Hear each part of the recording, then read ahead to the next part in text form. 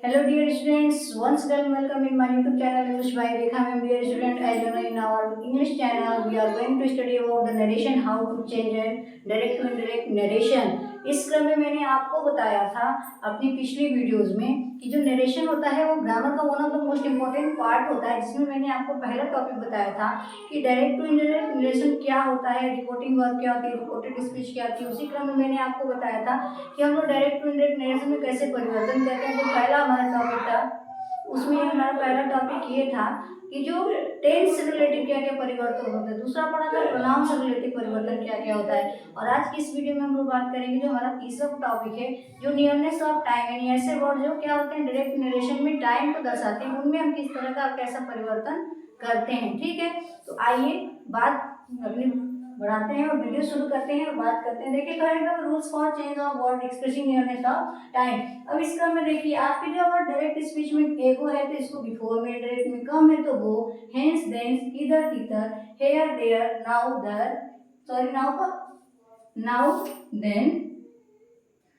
इसी क्रम में नेक्स्ट आपका है दिस का दैट, दस का so, tonight that night, today that day, और उसके बाद टुमारो है that day, the next day, the following day, yesterday, the previous day, the day before, last night, last week, last year को the previous night, weekend, year, next day, month, year, ये सब आपके the following week, month and year में change हो जाएंगे। Yesterday आप morning, that also going to change in the previous morning and the morning before. And now we are going to study about the some rules which are related to it. तो first topic आपने अभी पढ़ा, हमने ये क्या पढ़ा है कि नियरनेस ऑफ टाइम, यानी ऐसे वर्ड जो समय को दिखाते हैं उनको हम डायरेक्ट टू इनडायरेक्ट में कैसे कन्वर्ट करेंगे। ठीक है, जैसे हमने अभी एग्जांपल के थ्रू पे अभी आपको बताएंगे जब, तो आपको और चीजें बारीकी से समझ में आ जाएगी। जैसे फॉर एग्जांपल एक लिखते हैं, ठीक, कोई एग्जांपल लिख सकते हैं, he said to them, he said to them, he said to them, क्या कहा, I will you, I will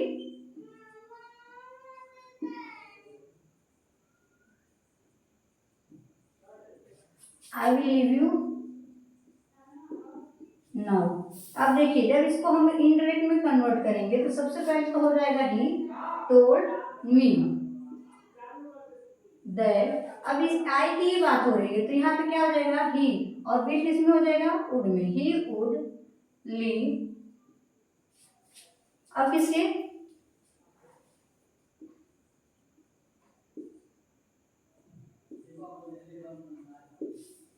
he told me that he would leave them then, यानी यही them है, इसको जगह पे हम लोग क्या लिख सकते हैं, them है। ठीक है, उसको हम लोग ऐसे ही रहने देंगे क्योंकि वहां them की ही बात हो रही है। ठीक है, और इसी क्रम में एक और एग्जांपल लिखते हैं, उसको एग्जांपल के थ्रू हम लोग समझेंगे। इतना तो आपको अच्छे समझ में आ रहा है कि हमारा क्या है, नियरनेस ऑफ टाइम है, यानी ऐसे वर्ड जो क्या करते हैं समय को दिखाते हैं, उनमें इनडायरेक्ट स्पीच में हम लोग किस तरह से कन्वर्ट करते हैं, किस प्रकार से इंटरचेंजेस करते हैं। ठीक है, जैसे एक और लिखते हैं कि रोहन सेड टू राम, एक और एग्जांपल है, रोहन सेड टू राम। ठीक है, Rohan said to Ram, I come here yesterday, आई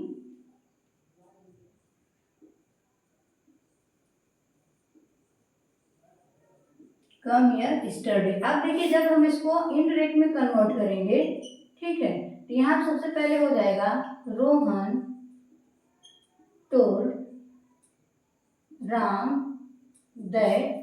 अभी किसकी बात हो रही है, इसके लिए हम लोग ही केम, हेयर का देयर, और स्टरडे का अभी आपको क्या बताया गया था, स्टरडे का द प्रीवियस डे।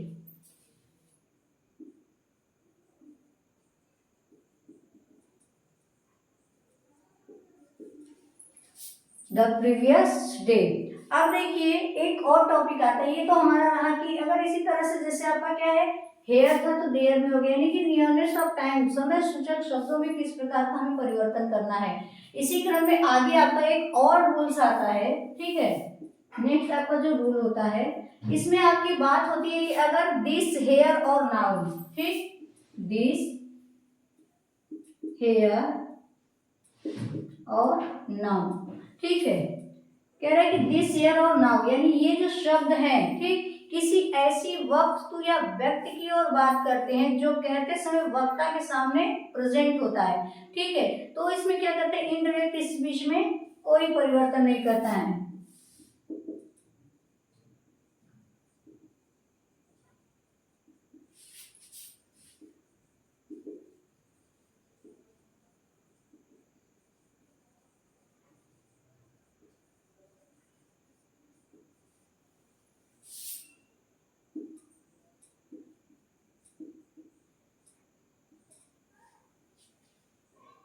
देखिए कह रहा है कि this here and now indicates a thing, यानी ऐसी चीजें जो which are present in speaker, जो वक्ता के सामने प्रस्तुत होती हैं, ठीक। Then there no change in indirect,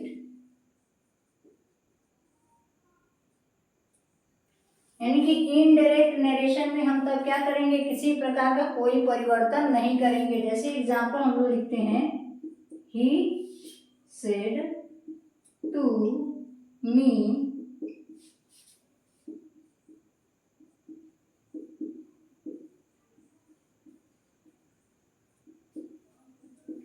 अब देखिए जब इसको हम इनडायरेक्ट बनाएंगे तो सबसे पहले हो जाएगा ही टोल्ड मी दैट, ये sorry this is my house, यानी ऐसा लग रहा है कि वो एकदम दिखा के कह रहा है कि ये मेरा घर है। तो उस कंडीशन में होगा ही टोल्ड मी दैट।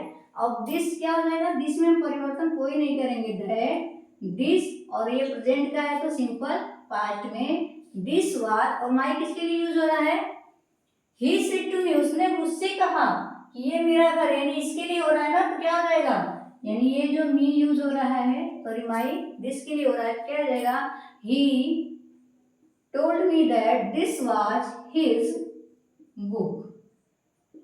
यानी कहने का कॉन्सेप्ट यही है कि अगर कहते समय वक्ता के सामने वो चीज अवेलेबल हो, प्रेजेंट हो, तो उस तरह के वर्ड्स में हम लोग कोई चेंजेस नहीं करना है। जैसे अब नेक्स्ट एक और एग्जांपल देखते हैं, हरी सेड टू मी,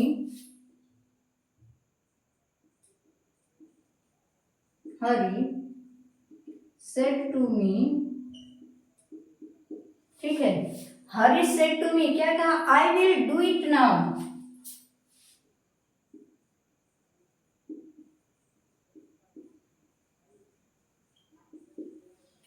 अब देखिए इसको इनडायरेक्ट जब हम बनाएंगे तो हो जाएगा, हरी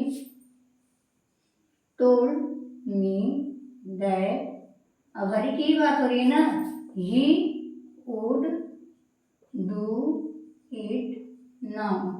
यानी कि इन सारी बातों का मतलब यही है कि अगर कहते समय ये सारी बातें वक्ता के सामने अगर प्रेजेंट हैं तो इस तरह के शब्दों में जो नियरनेस ऑफ टाइम शो करेंगे हमें कोई चेंजेस नहीं करना है, ठीक। अभी नेक्स्ट बात करते हैं एक और एग्जांपल की, क्योंकि आप जितना ज्यादा एग्जांपल देखेंगे उतनी अच्छी से बातें आपको समझ में आएगी। जैसे एग्जांपल देखिए डायरेक्ट का,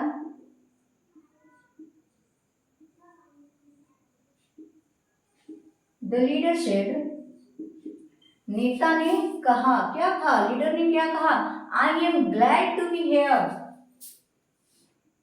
आई एम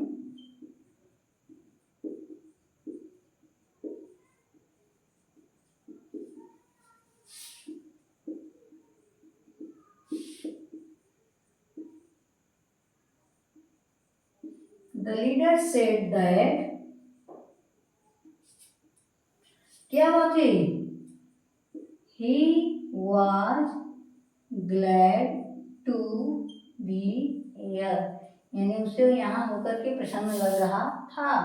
अब देखिए एक और नियम होता है, ये तो रहा कि अगर दिस हेयर और नाउ का प्रयोग किसके लिए हो, ऐसी चीज के लिए हो जो कहते वक्ता के सामने प्रेजेंट हो, तो उसमें हमें कोई चेंजेस नहीं करना है। एक और आपका नियम है जिसमें ये बात बताई गई है कि अगर दिस या दीज का प्रयोग समय या समय की ओर संकेत करने के लिए किया गया होगा तो इनडायरेक्ट में परिवर्तन करते समय दिस का दैट और दीज का दोज हो जाता है।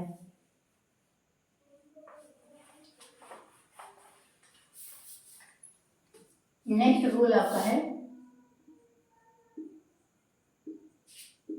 This are these.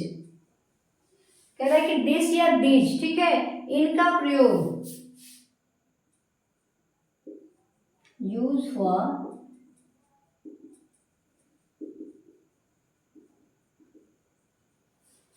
समय दर्शाने के लिए किया गया हो, ठीक है, तो इनडायरेक्ट में कन्वर्ट करते समय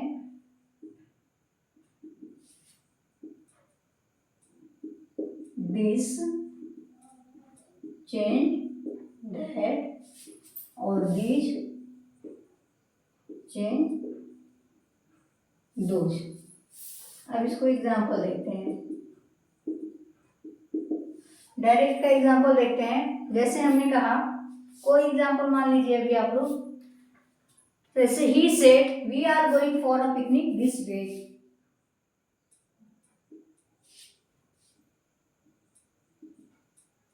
ही सेड हो गया, we are going for the picnic this week. अब इसको देखिए, जब हम इसका इनडायरेक्ट बनाएंगे तो हो जाएगा ही सेड दैट। अब क्या होगा, वे लगा है तो क्या लग जाएगा, they were going for the picnic. अब यहाँ पे देखिए इंडिकेट कर रहा समय क्यों ना, तो दिस किस में कन्वर्ट हो जाएगा, दैट वीक। समझ में आया? आई होप आपको अच्छे समझ में आ रहा होगा। लेकिन अगर देखिए इसके जगह पे अगर और एग्जाम्पल और लिखते हैं, एक और एग्जाम्पल देखते हैं, he said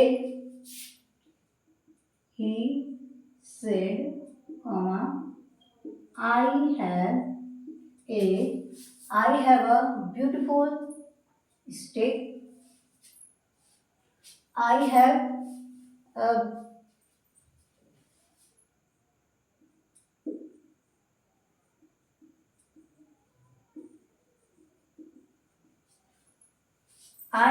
a beautiful stick for I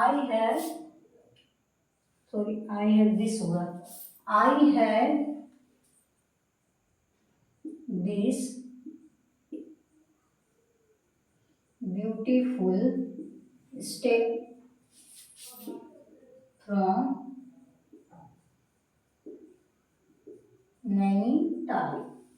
अब देखिए यहाँ पे भी जब बनेगा तो ही सेड, क्योंकि ऑब्जेक्ट नहीं है तो ही सेड ही रहेगा, that he had that beautiful stick from Nainital. ठीक है, अभी डियर स्टूडेंट आपको एक और एग्जाम्पल बताना है।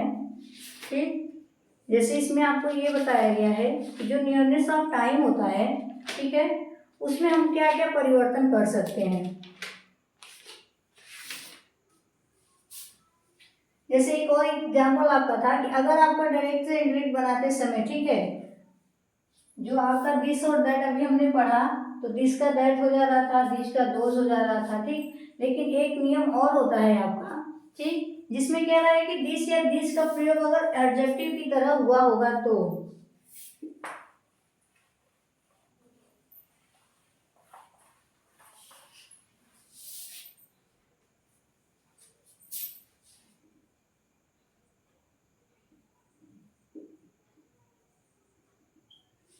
यानी दिस या दिस का प्रयोग एडजेक्टिव की तरह हुआ होगा तो हम लोग क्या करते हैं, इनडायरेक्ट बनाते समय दैट या दिस या दैट, अब यहाँ पे दिस दैट नहीं लिखेंगे, दिस का दैट या दोज के स्थान पर द का प्रयोग करते हैं, यानी द यूज ठीक है। जैसे एग्जांपल देखिए, he said we are going for the picnic this week. Direct, he said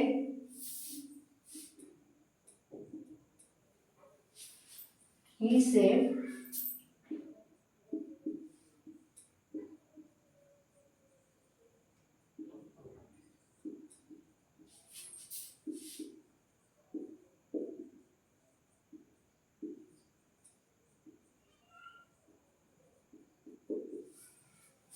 we are going for the picnic this week। अब देखिए इसको जब हम इनडायरेक्ट में कन्वर्ट करेंगे तो हो जाएगा he said that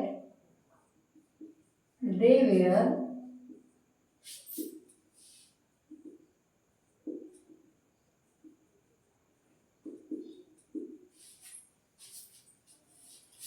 going for the picnic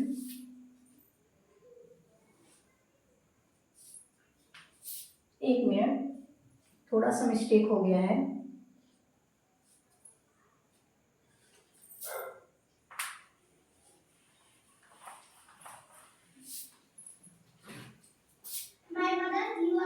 He said I had this stick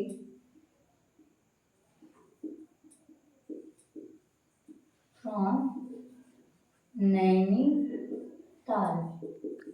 अब देखिए जब इंडायरेक्ट बनाएंगे तो हो जाएगा he said that he had the stick from Nainital. ठीक, द स्टिक लग गया, यानी कि इस स्टिक के एडजेक्टिव के थ्रू मॉडिफाई किया गया है। तो डियर स्टूडेंट, आई होप आपको अच्छे से आज का टॉपिक समझ में आया होगा। अगर नहीं समझ में आया तो कमेंट के थ्रू बताते रहिए और अपनी वीडियो में इसी तरह प्यार को जताते रहिए। Till then, thank you.